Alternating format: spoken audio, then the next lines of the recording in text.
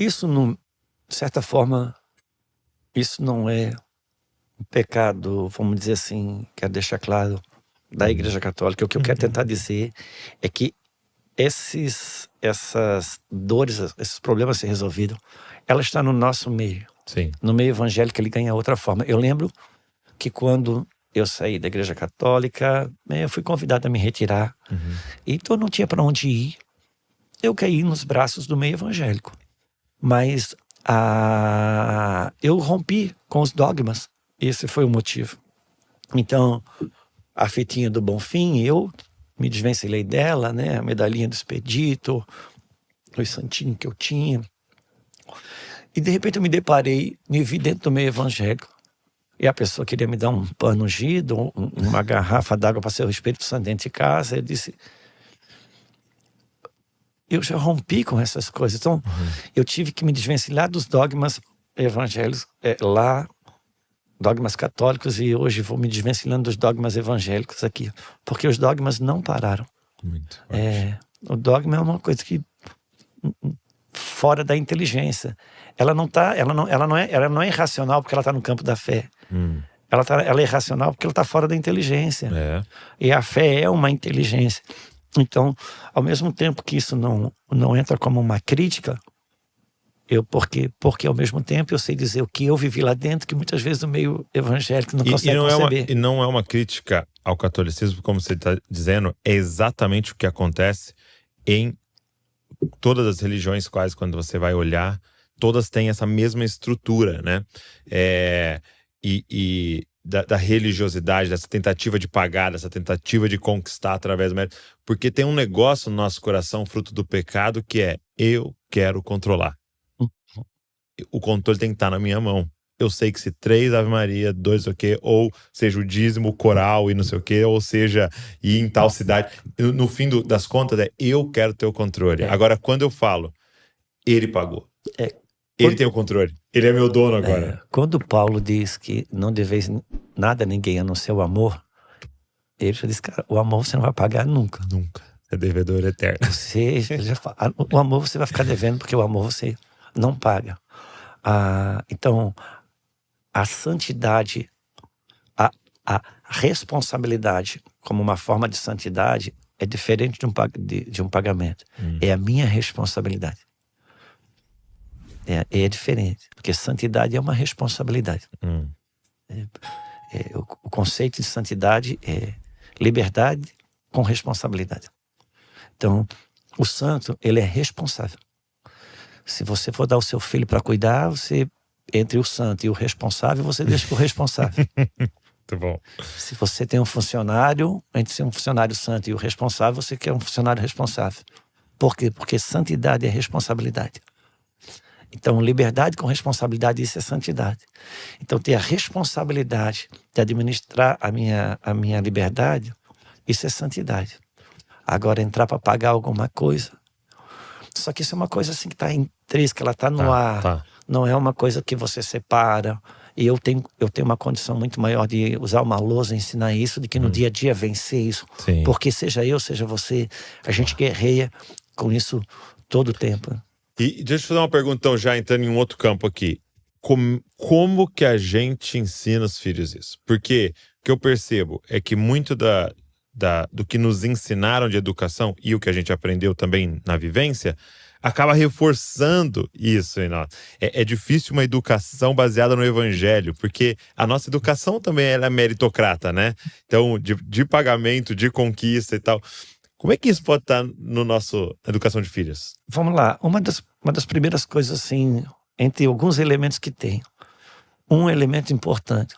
Quando você for dizer um não para o seu filho, quando você for estabelecer uma negativa para o seu filho, assuma você a responsabilidade. Não coloque sobre as costas de Jesus. Não coloque sobre as costas de Deus. Ok. Porque então dá um exemplo. Um erro do pai, da mãe. Filho, não, esse desenho Jesus não gosta. Tá. Esse desenho aqui você não vai assistir porque Deus não gosta. Filho, Deus não gosta disso. Filho, isso é do diabo. Filho, aqui você não vai fazer isso, porque na minha casa, aqui, o papai não aceita. Não aceita. Só que normalmente aquilo que o papai não aceita, o papai também não faz. papai não faz também. Então, assuma você a responsabilidade. Porque joga a responsabilidade para as costas de Deus. E depois vai para a igreja, faz igual. Teu filho está fazendo alguma coisa errada. Ó, lá vem o pastor. Ó, eu vou chamar o pastor. Cara, o pastor já é um monstro para ele. Quando ele ganhar uma consciência na adolescência, que ele puder fugir do pastor, ele fica longe da igreja, longe do pastor. Por quê? Porque o pastor é o monstro que a qualquer momento vai pegar ele de surpresa. E Deus é o estraga-prazeres. Pronto. Então, assim, aqui tem um princípio interessante. Um ponto que, se você acertar isso aí, você já acerta uma boa parte. Uma outra coisa no mundo disciplinar, que aqui o pai e a mãe que acertar nisso, ele já acerta 50%, ele sai. É preciso corrigir a desobediência e não a consequência. Ok. Explica. Você sabe aquele copinho plástico que está no fio d'água? Que o filhinho, ele vive querendo lá pegar. Aí ele derruba, cai no chão. Filho, não pode pegar esse copo aqui. Esse copo aqui é o copo d'água. Daqui a pouco ele derruba. E ele faz essa festa. Um dia vem a faxineira, limpa a casa, pega o copo de cristal, presente de casamento, e põe lá. O filho dá um tapa, aquilo cai no chão. Meu irmão, quando ele vê, ele está apanhando de tamanco, ele está apanhando o que tiver na mão. E ele viu, o que aconteceu? Isso nunca foi tão grave assim. Era só um não. Porque naquele dia, o pai e a mãe resolveu corrigir unicamente a consequência. Entendi. E Deus lida conosco na desobediência. Ele não lida conosco na consequência em si, mas na desobediência. Às vezes pode ser uma coisa mínima, boba, mas é fruto de rebeldia, é fruto de desobediência. O filho vai precisar se relacionar com a correção. E isso é o elemento intrínseco do amor. Porque a Bíblia diz que Deus corrige todo aquele que ama. O que o Espírito da modernidade fez? O Espírito da modernidade, ele separou algumas coisas. Ele descolou algumas coisas. Uma das coisas que o Espírito da modernidade fez, ele arrancou o prazer do propósito. Ele separou o prazer do propósito. Sim. Hoje você come por prazer, não come por propósito. Faz sexo por prazer, não faz sexo por propósito.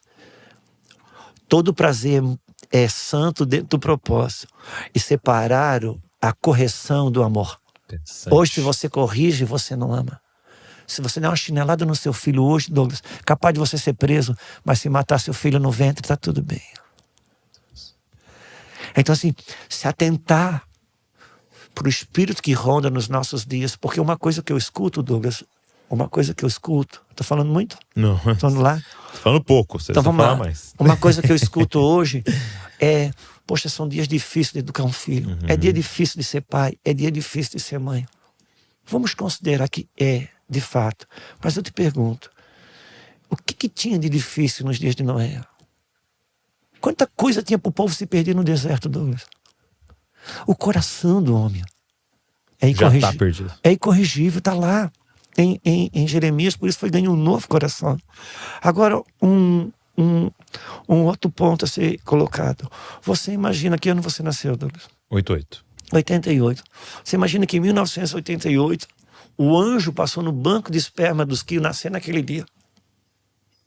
Chegou lá e encontrou Douglas Gonçalves. Eita, esse cara que era para ter nascido em 1800, deixamos passar. Vai nascer em 1988. Cara, ele vai ser pai em 2024. Nós sabemos que isso não aconteceu. Sim.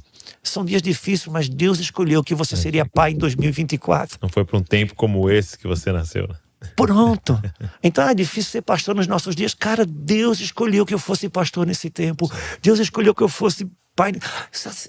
A política, Deus, se você tem um chamado, Deus, então Deus tem os recursos para cada tempo. O que Deus fala sobre Noé? Noé foi achado justo na sua geração. Então, assim, eu não vou ser o rei da santidade, mas dentro da minha geração. Eu quero ser achado justo. E o que Jesus fala sobre a vinda dele? A vinda do seu reino, a vinda dele. Dias de Noé, dias de Ló. Quando a gente analisa dias de Noé, dias de Ló, tudo que a gente vê o que é. Desobediência, perversidade, promiscuidade, incredulidade. Será que só vimos isso? Isso é da terra para o céu. Do céu para a terra, tinha casas que estavam recebendo anjos. Então, se estamos vivendo dias de Noé, eu sou uma casa que posso hospedar anjos. Sim.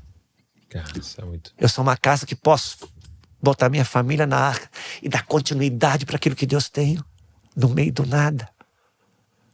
Então, Deus não errou quando colocou a gente nesse tempo. Então, assim, são dias difíceis para ser pai e ser mãe, cara, mas Ele me escolheu para esse tempo. Ele tem os recursos. Muito bom. Então, assuma a responsabilidade, o não é seu, e lide com a desobediência e não com a consequência. Não, com então, a consequência. você falou não para não mexer. Se mexer num copinho de plástico de 10 centavos ou numa taça de R$1.000, o lance é o desobedecer e não o preço daquilo que foi quebrado. Para poder limpar o coração, poder corrigir a rebeldia do coração.